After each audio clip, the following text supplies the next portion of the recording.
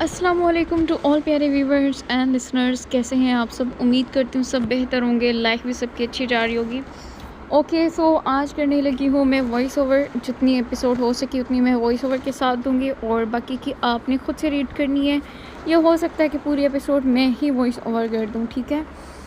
Okay start کرنے سے پہلے کل کی ایپیسوڈ کے سٹارٹ میں جو بات میں نے کہی تھی آئی ہوپ کہ آپ کو سمجھ آ گئی ہوگی کہ یہ ٹویسٹ کیوں ضروری ہے. آپ لوگوں کی ڈیمانڈ پہ ہی یہ ٹویسٹ دیا گیا ہے. وہ الگ بات ہے کہ آپ لوگ ڈیمانڈ کر کے بھول جاتے ہیں کہ ہم نے ہی رائٹر سے کہا تھا کہ ایسا کوئی ٹویسٹ کہانی کے اندر لے کر آئیں تاکہ ہم کہانی کو تھوڑا زیادہ انجوائے کریں. ورنہ آپ کو پتہ ہے میرے پاس ٹویسٹ کی الحمدللہ بھرمار ہوتی ہے. میں بہت ٹویسٹ دے سکتی ہوں. اور اسٹوری لانگ اور بورنگ تب ہوتی ہے جب کہانی میں صرف ایک یا دو ٹویسٹ ہوں اور انہیں کو شروع سے لے کے آخر تک لے جایا جائے. ٹھیک ہے. لیکن میری عادت ہے کہ میں آپ لوگوں کو ہر ایپیسوڈ ہر ویک ایک نیا ٹویسٹ دیتی ہوں اور جلدی ہی اس کو کور کرتی ہوں تاکہ وہ نہ مجھے بور کرے اور نہ آپ لوگوں کو بور کرے. ٹھیک ہے. ویسے ہماری پسند کافی حد تک ملتی ہے. نہ آپ لوگوں کو لانگ ٹویسٹ پسند ہے نہ مجھے پسند ہے. بس جلدی سے کور کرتے ہیں اور کہانی کو انجوائے کرتے ہیں. اور آج جیسے میں نے وقت پہ قسط دی ہے ایسے ہی آپ لوگوں نے وقت پہ بھی ٹارگٹ پورا کرنا ہے. ٹھیک ہے. چینل جلدی سے سبسکرائب کر لیں. اوکے اسٹارٹ کرتے ہیں آج کے ایپیسوڈ. ڈاکٹر برہان ایپرن پہنے دونوں ہاتھ سلیب کے ساتھ ٹکائے کھڑے ٹیڑھی گردن کیے مبشر کو گھور رہے تھے جو ان کی ایک سنے بغیر اپنی منمانیاں کر رہے تھے. ان کی ہر حرکت پر زرتشم کے پیٹ میں ہنس ہنس کر درد ہونے لگا تھا. موبی اس بار آپ نے کیا تو مجھ سے برا کوئی نہیں ہوگا.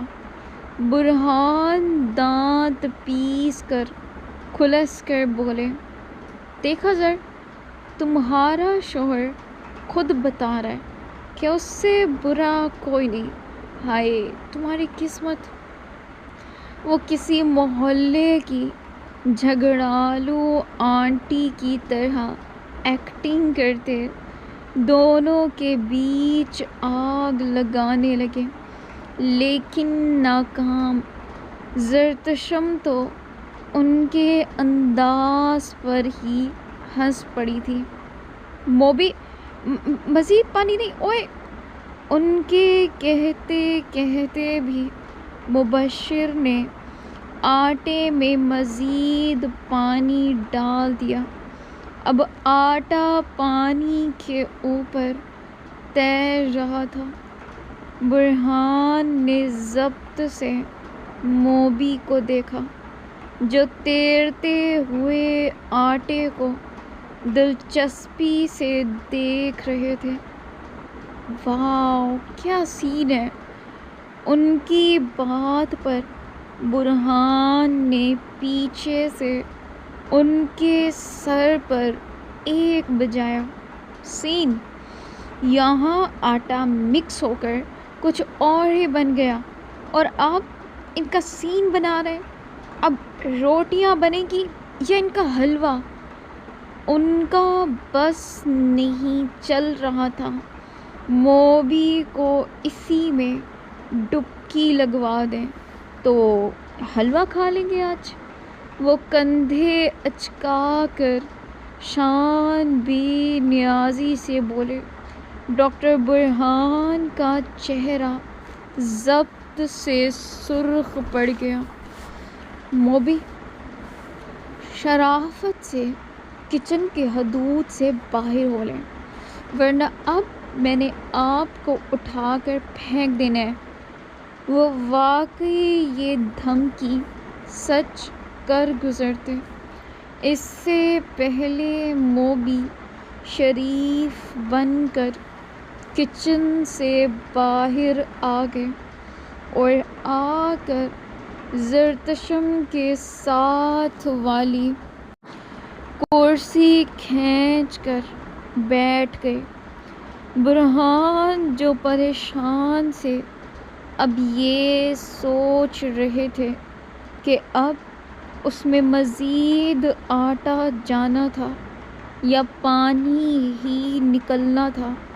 نظر بے اختیار سامنے گئی، جہاں زرتشم اور موبی اپنی اپنی کرسی پر بیٹھے ان کو کسی مووی کی طرح دیکھ رہے تھے۔ برہان نے دونوں کرسیوں کے بیچ فاصلہ دیکھا۔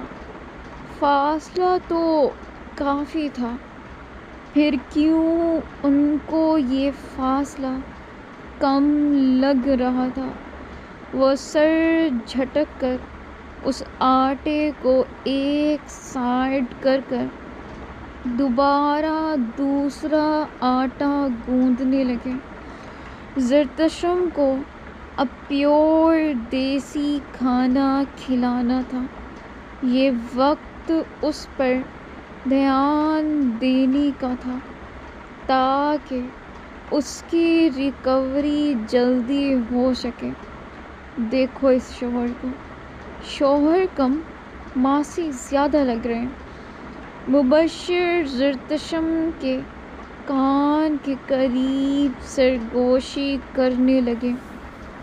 جب برہان کی نظر اسی وقت ان پر پڑی، ان کو زر کے اتنے قریب ہوتے دیکھ وہ آٹے کو زور سے مٹھی میں بھینچ گئے۔ یہ کیا باتیں ہو رہی ہیں؟ وہ ہکا بکا سے دونوں کو دیکھ استفساریہ پوچھنے لگے۔ چگلی، اسے چگلی کہتے ہیں، آپ کے گناہ معاف ہو جائیں گے اس سے۔ موبی ڈٹائی کی انتہا کرتے زر کو دیکھ ہنسنے لگے۔ دونوں نے ہاتھ پر ہاتھ مارا، جسے دیکھ برہان کا سانس رک گیا۔ وہ ہڑبڑا کر کبھی موبی کو دیکھے تو کبھی زر کو۔ اب میں جہنم چلا جاؤں گا، آپ چگلی کرنا بند کریں۔ وہ سیدھا یہ نہیں کہہ سکے کہ ان کی زر سے فاصلہ بنائے۔ دیکھا، وہ تو آپ نے ویسے بھی چلے جانا ہے، مجھ معصوم کی پکار کو رد کرتے ہیں۔ اب تک کنوارا بیٹھا ہوں میں۔ ان کی بات پر زرتشم کا قہقہہ پھوٹ کر نکلا۔ برہان کو پہلی بار اس کی ہنسی اچھی نہیں لگی تھی۔ موبی، بی سیریس، وہ از حد سنجیدگی سے گویا ہوئے۔ اوکے جانے جہاں، ہو گئے خاموش، اور کوئی حکم؟ ان کی تابع داری پر زر نے بھویں اچکا کر ان کو داد دی، جس پر ڈاکٹر برہان بے ساختہ گردن آگے کر خونکوں کی طرح اسے دیکھتے گردن دائیں جانب جھٹک گئے۔ ان کے اندر جیسے خون کی گردش دھیرے دھیرے تیز ہو رہی تھی۔ وہ کام کم کر رہے تھے، چیزوں پر اپنا غصہ زیادہ اتار رہے تھے۔ ڈاکٹر مبشر نے پھر کوئی لطیفہ زر کے گوش اتارا، جس پر وہ کھلکھلا کر ہنسنے لگی۔ دوسری جانب ڈاکٹر برہان کی بس ہو رہی تھی۔ وہ لبوں پر ہاتھ رکھتے ضبط سے دونوں کو دیکھنے لگے۔ مبشر بات بات پر پھر کوئی جگت کرتے اور زر پاگلوں کی طرح ہنسنے لگتی۔ یہ سب اب برہان کی برداشت سے باہر ہو رہا تھا۔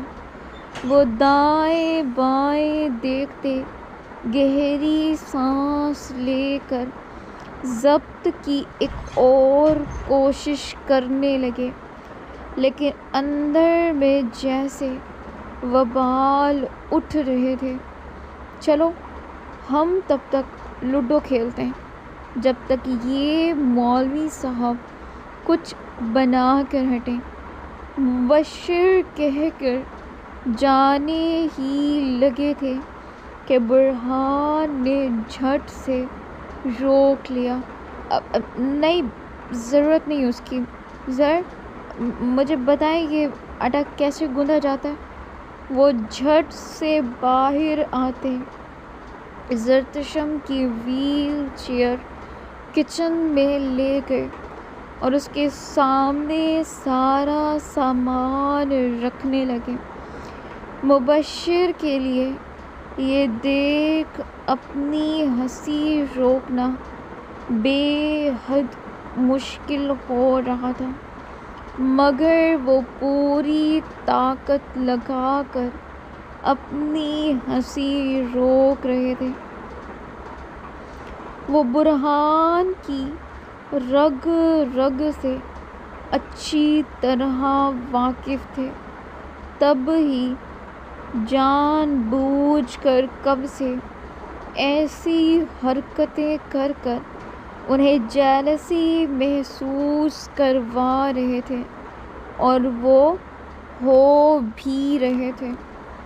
وہ مسکرا کر باہر لان میں آ گئے اور اپنا موبائل دیکھنے لگے، جہاں زنوں کی 4 مسڈ کالز دکھ رہی تھی اور یہاں نکلی تھی مبشر کی ساری ہوا۔ یہ تو سیدھا قبر میں اتار دے گی۔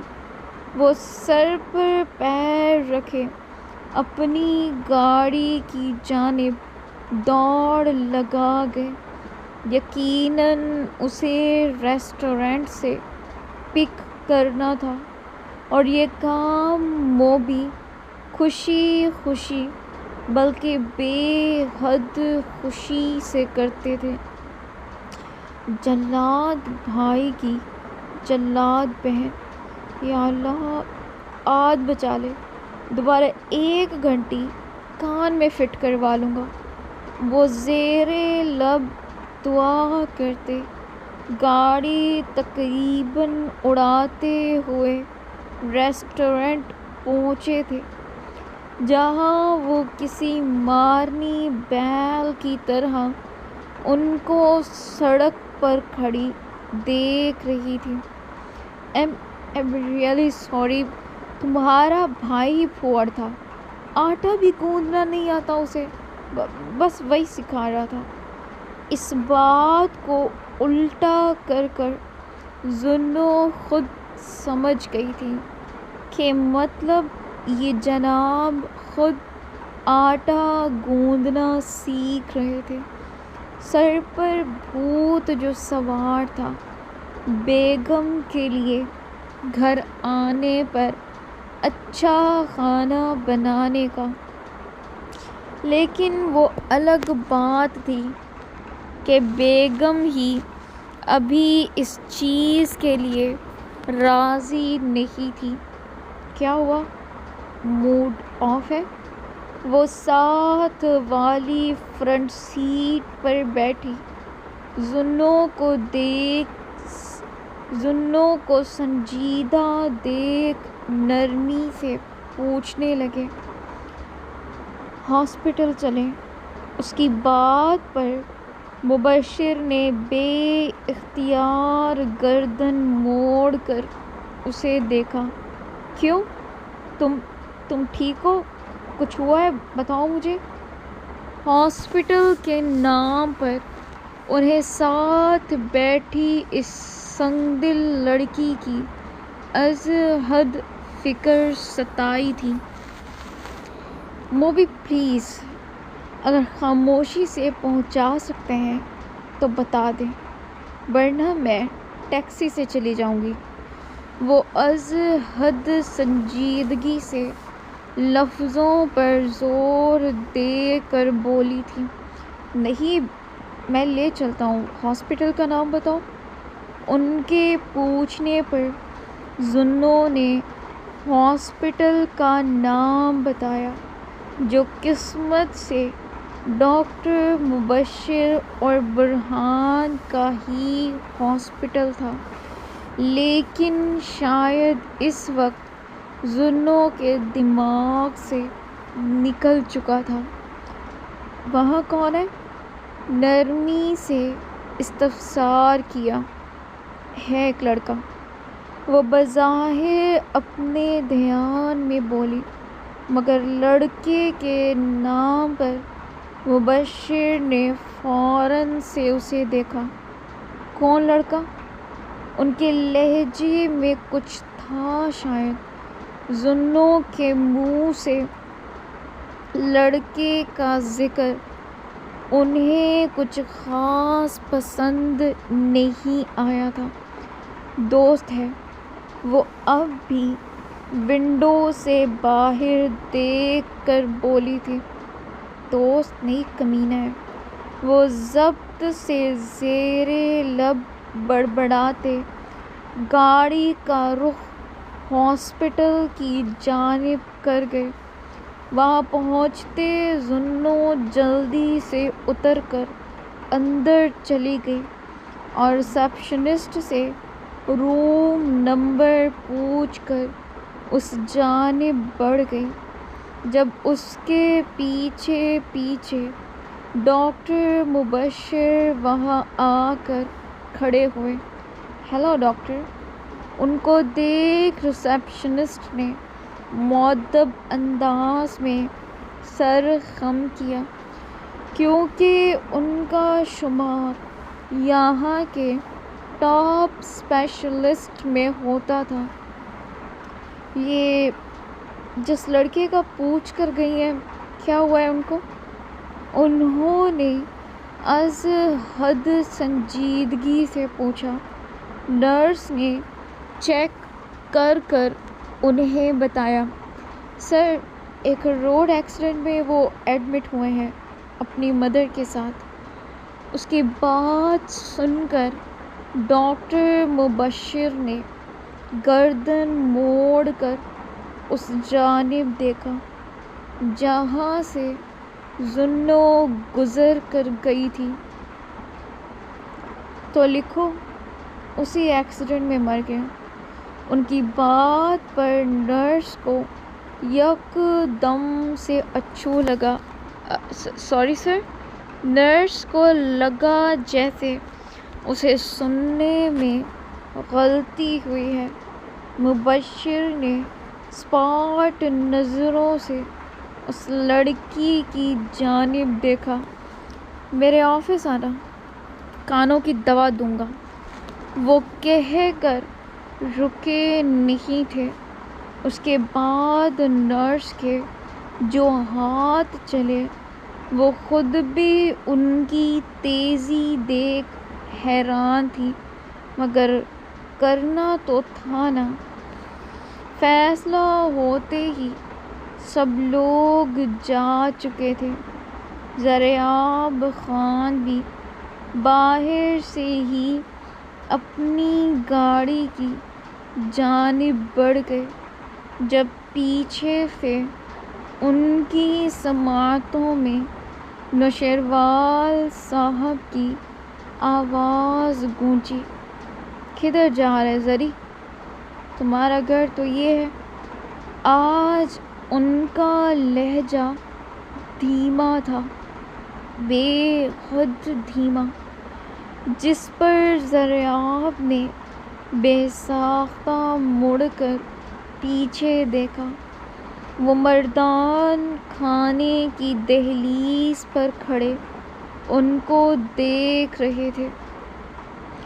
یہ گھر کبھی اپنا لگا ہی نہیں بابا، یہ بزنس کی جگہ ہے۔ وہ ڈھکے چھپے لفظوں میں بہت کچھ کہہ گئے تھے، جو سیدھا نوشیروان صاحب کے دل پر لگا تھا۔ ان کی خاموشی دیکھ ضریاب خان اپنی گاڑی کی جانب بڑھ گئے۔ جب وہاں ایک جیپ آ کر رکی، جس سے اترتے وردی میں ملبوس ضریاب خان کو دیکھ وہ بے اختیار رک گئے۔ اس نے بھی ضریاب خان کو دیکھتے اپنی آنکھوں پر سے سن گلاسز اتار کر شرٹ میں اٹکا لیے۔ سامنے کھڑے ضریاب خان کو دیکھ ضریاب کے لبوں پر مسکراہٹ سی بکھر گئی تھی۔ دونوں ایک ساتھ قدم بڑھاتے قریب آ کر ایک دوسرے کے گلے لگ گئے۔ کیسے ہیں لالا؟ ضریاب کو یہاں دیکھ ضریاب کے چہرے پر انوکھی سی چمک آ گئی تھی۔ ہم ٹھیک ہے، تم کو دیکھ کر مزید ٹھیک ہو گئے ہمارا شیر۔ اسے وردی میں دیکھ انہیں بے حد خوشی محسوس ہوتی تھی۔ وہ آتے ہوئے آرٹیکل پڑھ چکے تھے کہ آج پھر ڈی ایس پی ضریاب خان نے دشمنوں کی ایک پوسٹ اڑائی ہے، جو ایک بہت بڑی جیت تھی۔ آپ کہاں جا رہے ہیں اتنی جلدی؟ وہ بھی انجان تھا ان کے یہاں آنے کے مقصد سے۔ بس ہم کو نکلنا ہے۔ دراصل آفس سے سیدھا یہی آیا تھا فیصلے پر۔ انہوں نے اس کا کندھا تھپ تھپاتے شائستگی سے جواب دیا۔ تو ہوتا رہے گا کام، اندر چلیں آپ۔ ان کو جاتے دیکھ ضریاب کے دل کو کچھ ہوا تھا۔ قسمت نے تینوں بھائیوں کو ملا کر اب ایسا مذاق کیا تھا جس پر نہ ہنسا جا سکتا تھا اور نہ رویا۔ نہیں، وہ نرمی سے مسکرانے لگے۔ یہ حویلی تمہارا ہے، تم ادھر رہو۔ ان کے لہجے میں چھپا احساس محسوس کرتے ضریاب کا دل یک دم سے مٹھی میں آ گیا۔ ایسے کیوں کہہ رہے ہیں لالا؟ یہ ہم سب کی حویلی ہے۔ اس کا دل دکھا تھا۔ وہ درمیان والی اولاد ہو کر بڑے اور چھوٹے کے دکھوں میں خود سے زیادہ آزمایا جا رہا تھا۔ اس کی بات پر ضریاب خان نے ایک مسکراہٹ اس کی جانب اچھالی۔ تم ہے نا ادھر، تم ادھر ہی رہنا، مورے اور داجی کے ساتھ، ان کو ضرورت ہے تمہارا۔ وہ بہت کچھ کہنا چاہتے تھے۔ یہ بات ان کے الفاظ چیخ چیخ کر کہہ رہے تھے، مگر وہ خود پر کڑا ضبط کرتے اپنی گاڑی میں آ بیٹھے۔ ان کے ڈرائیور نے بیٹھتے ساتھ گاڑی سٹارٹ کر دی۔ پیچھے کھڑے گارڈز بھی اپنی گاڑی لے کر ان کے پیچھے نکل پڑے۔ دولت کی کمی کسی بھائی کے پاس نہیں تھی، جس کے پاس بھی دیکھی جاتی پہلے والے سے زیادہ ہی لگتی۔ مگر اس دولت کا کیا جو انہیں سکون ہی خرید کر نہ دے سکے.